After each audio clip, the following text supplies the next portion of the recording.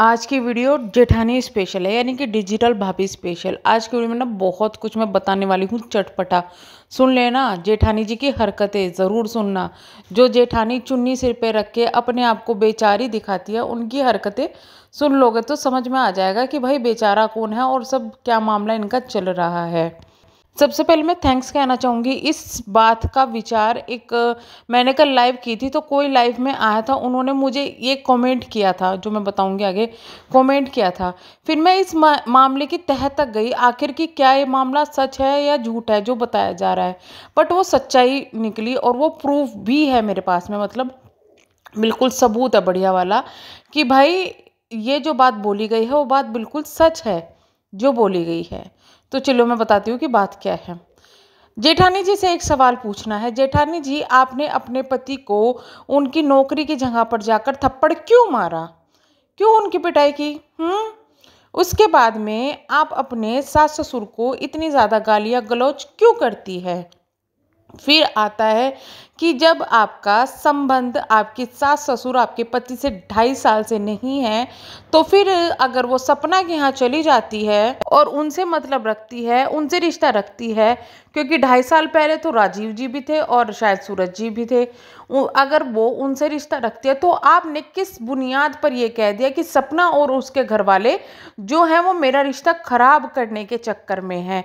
बल्कि आपके खुद कर्मकांड ऐसे हैं। मतलब ये अच्छा है कि अपने पति को जाके ऑफिस में पीटो तुम, ठीक है, उसके बाद में गाली गलौज घर वालों से करो तुम, जरा सी बात हो तुम उनसे झगड़ पड़ो, उनके भगवान तक निकाल के घर से बाहर रख दो। इतना ही नहीं, घर वालों से इतना झगड़ो अपने ससुराल वालों से कि उनको बेचारों को एक बाहर के कमरे में रहना पड़े। क्यों जेठानी जी, है ना? पता है ना आपको ये सब सच्चाई? क्यों बहुत ज़्यादा दूसरों को पोक करती हो ना, पोकीमोन बनी हुई हो ना। हम उतारेंगे, सब उतारेंगे, सब पोल खोलेंगे तुम्हारी। जो ये सती सावित्री बनकर ये सिर पे चुन्नी रखकर, सिर पर चुन्नी रखने से कोई शरीफ नहीं हो जाता है मैडम। आप अपनी हरकतें सुधारो, हरकतों से पता चल जाता है कि इंसान के अंदर कितना कालापन है। इसके बाद इनके जो घर वाले हैं उन्होंने, सच्ची सच्ची बताना, तुम्हारे घर वालों ने कितने केस किए हुए हैं तुम्हारे ससुराल वाले पे? सच्ची सच्ची बताओ, है ना? सच्ची बताना चाहिए ना। अब तुम जो बोलती हो कि मुझे तो तलाक दिया जा रहा है पर मुझे रीज़न भी नहीं पता।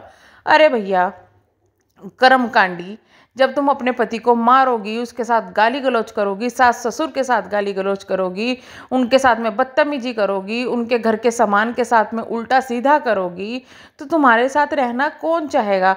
उसके बाद में अगर तुम्हारा कुछ झगड़ा होता है तो तुम उन पे केस ठोक देते हो अपने घर वालों के साथ मिलके। और तुम किस बात पे भी रो रही थी कि मेरी सास को क्यों दिखाया, मेरी सास की ऑडियो कॉल क्यों सुनाई? तुम्हें लगा कि तुम कुछ भी बोलोगी लोग यकीन कर लेंगे? कभी तो तुम बोलते हो सास से अच्छे दिखते हैं, पर 2.5 साल से तो तुम्हारी बात भी नहीं होती अपनी सास से। क्यों नहीं बता रही हो पब्लिक से? क्यों सास ससुर ने बात करनी छोड़ी? क्यों सब ससुराल वाले तुम्हारे दुश्मन बन गए? क्यों जब वहाँ पर कुछ भी बात होती है, ज़रा सी बात होती है, तो तुम क्यों अपने घर वालों को बुला के बिठा लेती हो वहाँ पर पंचायत लगा के? क्यों नहीं बताती? क्यों तुम धमकियाँ दिलवाती हो अपने ससुराल वाले से? ये क्यों नहीं बताती? नहीं, तुम कुछ नहीं बताओगी, तुम सिर्फ सपना को टारगेट करोगी क्योंकि तुम्हें भी सिंपैथी गेम खेल रहा है। लेकिन नहीं यार, नहीं, ऑडियंस इतनी बेवकूफ़ नहीं है जो तुम्हारे बहकावे में आ जाए। कुछ लोग होंगे, आने दो, जिनका माइंड पलट रहा है पलटने दो, लेकिन धीरे धीरे रंग आ जाएंगे। तो सबसे पहले सवाल का जवाब दो। तुम बहुत सवाल पूछती हो ना कि तुमने थप्पड़ क्यों मारा। तुम्हें अपने पति पे, तुम तो सपना पे कहती थी, कभी कहती थी कब सपना के साथ में चल रहा है, सपना की शादी करवाएंगे, फिर तुम खुद इस चीज़ से मुकर गई कि नहीं ऐसा नहीं है, सपना मेरी सास को भड़काती है। जब तेरी सास से 2.5 साल से कोई रिश्ता ही नहीं है तो सपना भड़काए या ना भड़काए उससे फ़र्क क्या पड़ता है? और ये बातें जो मैं बोल रही हूँ विद प्रूफ बोल रही हूँ, प्रूफ दे सकती हूँ बहुत आराम से। मैं ऐसे ही नहीं बोल रही हूँ कुछ भी बातें। तुम बहुत प्रूफ मांगती हो ना, मांग लो, हम दे देंगे, कोई दिक्कत नहीं है। लेकिन फिर तुम्हें जवाब भी देना पड़ेगा कि ऐसा क्यों है, क्योंकि बातें तो ये सच्ची है। तुम बोलती हो तुम्हें एक कमरा दिया हुआ है, लेकिन उन्हें भी तो एक ही कमरा मिला हुआ है, वो कौन सा पूरे घर में बसे हुए हैं? डिजिटल बेशरम भाभी, अभी तो आपकी बहुत सी पोल खुलनी बाकी है। Just wait and watch. इन मैडम ने क्लेम लगाया कि मेरे सास ससुर तो मुझे पता ही नहीं है, मेरे पति क्यों तलाक दे रहे हैं मुझे पता ही नहीं है। भाई केसेस तो आपने ठोके हैं पहले, आपको क्यों नहीं पता? केसेस तो तुमने ही किए हैं ना पहले।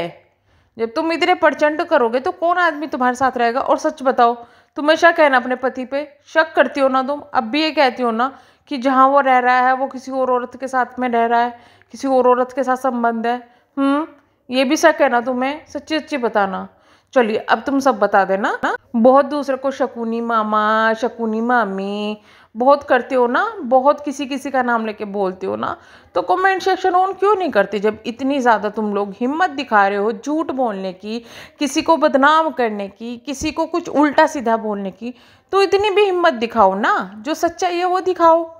माना कि तुम्हारा यूट्यूब चैनल तुम्हें चलाना है, चलो कोई दिक्कत नहीं है, लेकिन अच्छे तरीके से तो चलाओ बहन जी। इस तरीके से क्या मिलेगा? वैसे तो तुम निधि पार्ट 2 बनना चाह रही हो, पर इस तरीके से कुछ नहीं मिलेगा। दूसरों को बदनाम करके, दूसरों को खींच के कुछ नहीं मिलता है। अपने आप को ऊंचा उठाने की कोशिश करो, गलत को गलत और सही को सही बोलने की हिम्मत रखो। अगर तुम गलत हो तो दिखाओ कि भाई मैंने ये गलती की थी, लेकिन तुम अपने आप को बहुत पाक साफ दिखाती हो और तुम फिर कहती हो कि सपना के घर वालों ने मेरे घर वालों को भड़काया, ये किया वो किया। अरे धत, कोई लोग ऐसे भड़क जाएंगे जब तक तुम सुधरी हुई हो। सपना के घर वालों को भड़का के देख लो, कोई, सबको पता है सपना कैसी है। तो इंसान की ना अपनी भी थोड़ी बहुत होती है। मैडम तुम्हारी बहुत ज़्यादा गलती है, तो अपनी गलतियों को सुधारने के बजाय तुम जो ये यूट्यूब पे आके बैठ के गा रही हो ना और दूसरों को गाली पड़वाना चाह रही हो, तुम्हारी पोल खुलती रहेगी और गालियाँ तुम्हें वापस पड़ेगी, पक्का पड़ेगी। और इन मैडम ने अपने मुंह से बोला कि मेरी हाय लगी है सपना को, ऐसा ना हो कि मेरी और हाय लग जाए, जो बेटियां हैं वो भी चली जाए, बच्चों को संभालो। अरे बेशरम औरत, तेरे पास भी एक है जिसको देख देख के तू रोती रहती है ना। कहीं ऐसा ना हो कि सपना का तो दिल दुख ही है, मुंह से निकले भी ना किसी के और तुझे बद्दुआ लग जाए। तो इतनी ऐसी हरकतें करना बंद करो। तुमने दूसरे की पर्सनल लाइफ ऐसी धज्जियां उड़ाने की कोशिश कर दी है ना, और पोक करे जा रही हो, पोक करे जा रही हो। इस औरत को अब कुछ नहीं चाहिए, ये सिर्फ सपना को पोक करी है। कल की जो शोर डाली थी कंस मामा, वो भी बहन, वो भी पोक ही कर रही थी तू।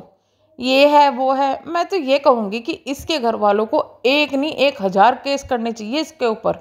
एफआईआर तगड़े वाली करनी चाहिए, अभी ज़रा कम वाली हुई है, इसको अकल नहीं आई है। और जो इतना लोग चिल्ला रहे हैं ना कि चिल्का के ऊपर एफआईआर हुआ है, एफआईआर में मेनली जो नाम था वो इसका था। हमने ऐसा कुछ नहीं देखा कि चिल्का की एफआईआर हुई है। एफआईआर हुई है इसकी, ठीक है, छिलका की भी कोई एफआईआर नहीं हुई है। बाकी जो है लीगल वो बहुत जल्दी सामने आने वाला है। बहुत सारी लीगल चीज़ें ऐसी हो रही है जो कि जल्दी सामने आने वाली होगी। लेकिन एक बात बताऊँ, ये दोनों ही महिला ना इतनी ईगो इनकी भरी हुई है ना कि एक टाइम में आकर दोनों की ईगो भी टकराएंगी और दोनों भी टकराएंगी। क्योंकि वही है ना, चोर चोर मौसेरे भाई हो रहे हैं अभी इनका काम। लेकिन जब इनका एक दूसरे से काम निकल जाएगा ना, फिर तू कौन मैं कौन, आज लिख लो आके ले लो, ये होने वाला है। और तभी बैठ के ये दोनों मैडम एक दूसरे की पोल खोलेंगी। और तू मैं इतनी साफ थी जेठानी, तो तूने एक बार बता किसी को सपना का एड्रेस क्यों दिया? ये भी जवाब दे देना।